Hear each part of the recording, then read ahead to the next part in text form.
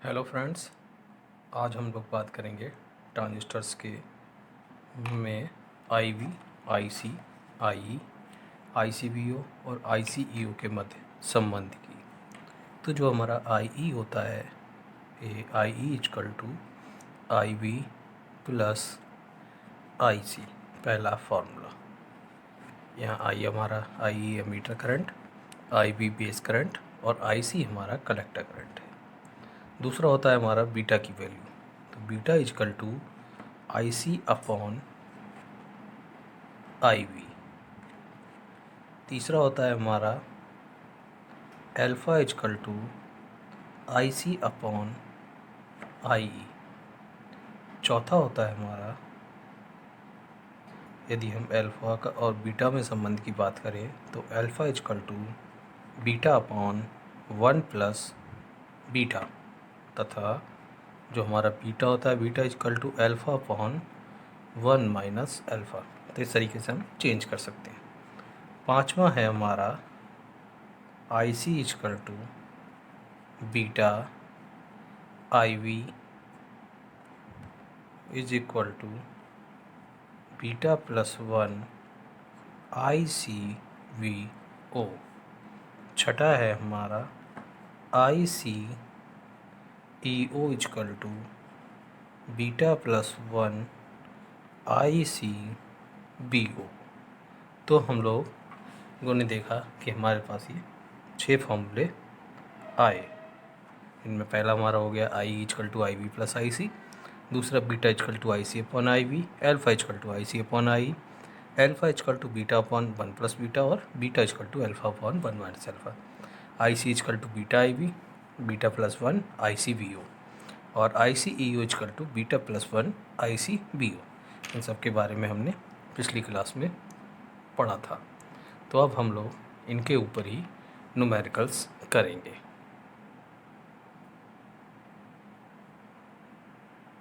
तो अब हम बात करते हैं न्यूमेरिकल्स की। तो न्यूमेरिकल्स में हम लोग देखते हैं, पहला क्वेश्चन है हमारा, एक ट्रांजिस्टर में अल्फ़ा का मान 0.98 है। यदि ट्रांजिस्टर कॉमन एमीटर मोड में हो तथा धारा में 0.2 मिली एम्पियर का परिवर्तन हो तो कलेक्टर धारा में कितना परिवर्तन होगा। तो जैसा कि हमने पीछे पढ़ा था कि जो धारा में परिवर्तन और बेस धारा में परिवर्तन है यहाँ पर दिया हुआ है। तो इसके लिए हमारे पास फॉर्मूला था beta is equal to delta I C upon delta I V. Delta I C upon delta I V, अगर इसे परिभाषा से इसकी समझें तो सूक्ष्म output current delta I C तथा सूक्ष्म input current delta I V के अनुपात को हम करंट एम्प्लीफिकेशन फैक्टर बीटा कहते हैं। तो यहाँ हमें beta is equal to delta I C upon delta I V से निकालना है। हमारे लिए डेल्टा आई वी दिया हुआ है, बेस धारा में परिवर्तन जो दिया है हमारा 0.2 मिली एम्पियर। तो इस तरीके से 0.2 मिली एम्पियर हमारा बेस धारा में परिवर्तन हो गया। अब हमें यहाँ पर डेल्टा आई सी निकालना है। डेल्टा आई सी निकालने से पहले हमें बीटा की वैल्यू भी ज्ञात करना है। हमारे लिए अल्फ़ा दिया हुआ है 0.98, तो इससे हम बीटा निकाल सकते हैं, क्योंकि बीटा का हमारे पास फॉर्मूला होता है beta is equal to alpha upon 1 minus alpha. तो इस तरीके से हम एल्फ़ा की वैल्यू रख देंगे 0.98 अपॉन 1 माइनस 0.98। इसे सॉल्व करेंगे। सॉल्व करने के बाद हमारे पास आंसर आएगा 49। तो इस तरीके से हमारे पास बीटा आ गया और आई बीट मतलब बेस करंट है हमारे पास डेल्टा आई बी। तो इस फॉर्मूले से हमारा डेल्टा आई सी हो जाएगा delta I C is equal to beta delta I V. Delta I C is equal to beta I V इधर चला गया, तो बीटा हमारा आ गया 49 इंटू डेल्टा आई वी की वैल्यू दी हुई है हमारी 0.2 मिली एम्पियर। तो इस तरीके से इसकी मल्टीप्लाई करते हैं हमें मिल जाता है 9.8 मिली एम्पियर। तो इस तरीके से हमने देखा कि हमारे पास अल्फ़ा का मान दिया हुआ था और धारा में अब जो बेस धारा है उसमें परिवर्तन का मान दिया था। तो ये हमारी बेस धारा है। तो बेस धारा में परिवर्तन 0.2 मिली एम्पियर। बेस धारा हमारी आई बी होती है, तो जो इसमें धारा में परिवर्तन हुआ वो हमारा डेल्टा आई बी हो गया। तो डेल्टा आई सी और डेल्टा आई बी के परिवर्तन को हम जानते हैं बीटा होता है। तो हमारे पास डेल्टा आई बी की वैल्यू है ही, हमें बीटा की वैल्यू चाहिए थी। बीटा की वैल्यू हम एल्फ़ा से लेते हैं क्योंकि एल्फ़ा हमारे पास दिया हुआ है। तो beta is equal to alpha upon 1 minus alpha. Alpha की वैल्यू रखी हमने यहाँ से, इसे सॉल्व किया, बीटा आ गया हमारे पास 49। अब हमें डेल्टा आई सी निकालना है। तो delta I C is equal to beta into delta I B. हमारे पास बीटा और डेल्टा आई बी दोनों की वैल्यू दी हुई है। बीटा की वैल्यू रखी हमने beta into delta I B. Beta की वैल्यू 49, आई बी की वैल्यू 0.2। तो इस तरीके से हमारे मल्टीप्लाई करने के बाद आंसर आया 9.8 मिली एम्पियर। अब अगले क्वेश्चन की बात करते हैं, क्वेश्चन 2 की। इसमें दिया हुआ है एक ट्रांजिस्टर में एल्फ़ा का मान 0.98 है। तो एल्फ़ा इजकल टू 0.98। यह है कॉमन बेस मोड में, हम बात कर रहे हैं यहाँ पे कॉमन बेस मोड की। पीछे हमने बात की थी कॉमन एमीटर मोड की, तो यहाँ हम कॉमन बेस मोड की बात कर रहे हैं। तो कॉमन बेस मोड में संयोजित है। स्थिर कलेक्टर वोल्टेज पर यदि एमीटर धारा में 2 मिली एम्पियर का परिवर्तन हो, तो एमीटर धारा जो है इसमें हमारा 2 मिली एम्पियर का परिवर्तन हो एमीटर धारा, तो एमीटर धारा हमारा जो परिवर्तन होगा वो डेल्टा आई ई होगा। तो delta I E is equal to 2 milli ampere. जब 2 मिली एम्पियर का परिवर्तन होता है तो कलेक्टर धारा में कितना परिवर्तन होगा? कलेक्टर धारा हमारी जो परिवर्तन होता है वो डेल्टा आई सी होगा, इसको हमें निकालना है। तो यहाँ हम बात कर रहे हैं कॉमन बेस मोड की। तो इसमें जो हमारा कलेक्टर धारा में परिवर्तन और एमीटर धारा में परिवर्तन का जो अनुपात होता है वो एल्फ़ा होता है, जबकि हमारा कॉमन एमीटर मोड में बीटा होता था, जो कि किसके बराबर होता था?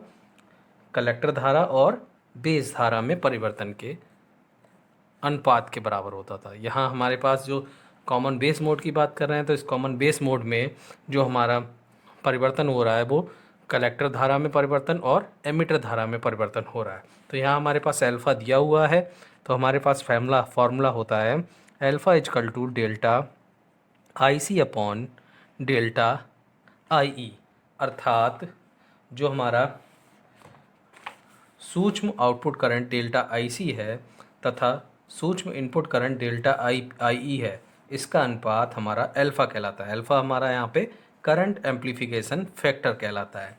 तो यहाँ हमारे पास एल्फ़ा की वैल्यू दी हुई है, डेल्टा आई सी हमें निकालना है और डेल्टा आई ई दिया हुआ है। तो हमारे पास डेल्टा आई सी से फॉर्मूला आ जाएगा यहाँ पे alpha into delta I. Alpha हमारे पास दिया हुआ है 0.98 और डेल्टा आई ई दिया हुआ है हमारे पास 2 मिली एम्पियर। यहाँ हम इसकी मल्टीप्लाई करेंगे तो आ जाएगा 1.96 मिली एम्पियर, अर्थात तो जो हमारा डेल्टा आई सी में परिवर्तन आया वो 1.96 मिली एम्पियर आया। एक बार दोबारा समझने की कोशिश करेंगे। हमारा ये कॉमन बेस एमीटर मोड में ट्रांजिस्टर संयोजित है, जिसका एल्फ़ा का मान जिसमें दिया हुआ है वो दिया हुआ है 0.98, तथा जो स्थिर कलेक्टर वोल्टेज पर यदि एमीटर धारा में जो परिवर्तन हो रहा है वो 2 मिली एम्पियर का हो रहा है और कलेक्टर धारा में हमें परिवर्तन निकालना है। तो इसके लिए हमने सीधे सीधे फॉर्मूला लगाया alpha is equal to delta I C upon delta I. Common base mode का ये फॉर्मूला होता है। तो delta I C is equal to alpha into delta I. Alpha की value 0.98 into I E, delta I की वैल्यू हमारी 2 है। हमने इसे सॉल्व किया तो जो हमारा डेल्टा आई सी है उसकी वैल्यू आ गई 1.96 milli ampere.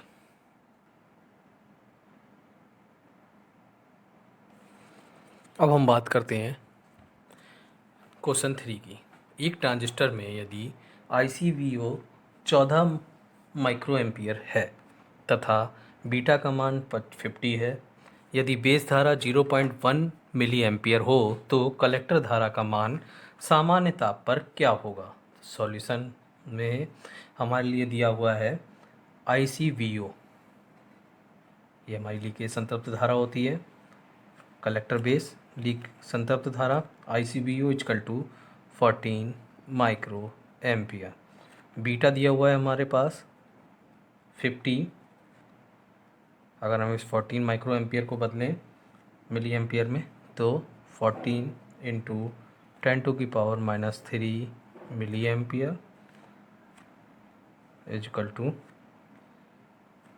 1.4 into 10⁻² milli ampere. तीसरा हमारे पास दिया हुआ है बेस धारा IV is equal to 0.1 milli ampere. हमारे पास हम लोगों ने पीछे अभी जो फॉर्मूला पढ़ा था कि IC is equal to beta IV plus beta plus 1 ICBO। हमें क्या करना है कि कलेक्टर धारा का मान सामान्य ताप पर निकालना है। तो उस कलेक्टर धारा का मान सामान्य ताप पर IC is equal to beta IB plus beta plus 1 ICBO है। हमारे पास जो वैल्यू नहीं है वो है हमारी IC, बाकी सारी वैल्यूज़ हैं। तो बीटा की वैल्यू हमारे पास है 50, IB की वैल्यू है 0.1 मिली एम्पियर प्लस बीटा की वैल्यू 50 प्लस 1 और ICBO की वैल्यू 1.4 इंटू 10⁻² मिली एम्पियर। अगर हम इसे सॉल्व करते हैं तो हमारे पास इसकी मल्टीप्लाई की 5 आ गया प्लस ये 51 मल्टीप्लाई 1.4 इंटू 10⁻²। इसे सॉल्व किया तो आ जाएगा हमारे पास 5 plus 0.714 is equal to 5.714 milli ampere. ये आ गया हमारा कलेक्टर धारा IC। फिर से देखेंगे एक बार। हमारे पास ट्रांजिस्टर में ICBO दिया हुआ है, लीकेज संतप्त धारा 14 माइक्रो एम्पियर, बीटा का मान 50, बेस धारा 0.1 मिली एम्पियर। तो कलेक्टर धारा का मान हमें निकालना है। इन सब चीज़ों की वैल्यू हमारे पास दी है। कलेक्टर धारा का हमारा फॉर्मूला होता है IC is equal to beta IB plus beta plus 1 ICBO। सारी चीज़ों की वैल्यू दी है, इन्हें हम सॉल्व करेंगे। सॉल्व करके हमारी वैल्यू आ जाती है IC is equal to 5.714 milli ampere. अगले क्वेश्चन की बात करते हैं। क्वेश्चन नंबर 4, यदि ट्रांजिस्टर की एमीटर धारा तथा कलेक्टर धारा क्रमशः 5 मिली एम्पियर और 4.6 मिली एम्पियर, अर्थात एमीटर धारा हमारी 5 मिली एम्पियर दी है और कलेक्टर धारा 4.6 मिली एम्पियर दी है, तो हमें बेस धारा का मान निकालना है। हमारे लिए दिया है एमीटर धारा I is equal to 5 milli ampere और बेस धारा कलेक्टर धारा IC is equal to 4.6 milli ampere. हमें निकालना है बेस धारा। तो हमारे पास इन तीनों में एक रिलेशन के लिए फॉर्मूला होता है एमीटर धारा I is equal to IV base धारा प्लस IC कलेक्टर धारा।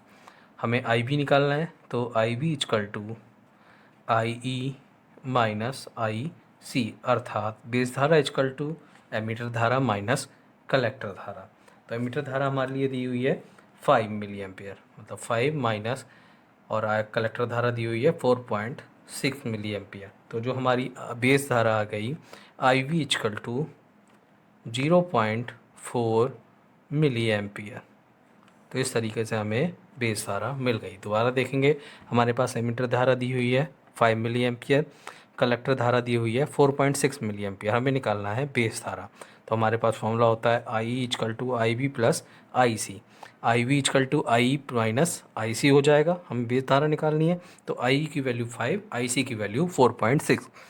इस तरीके से हमें IB की वैल्यू मिल गई 0.4 मिली एम्पियर।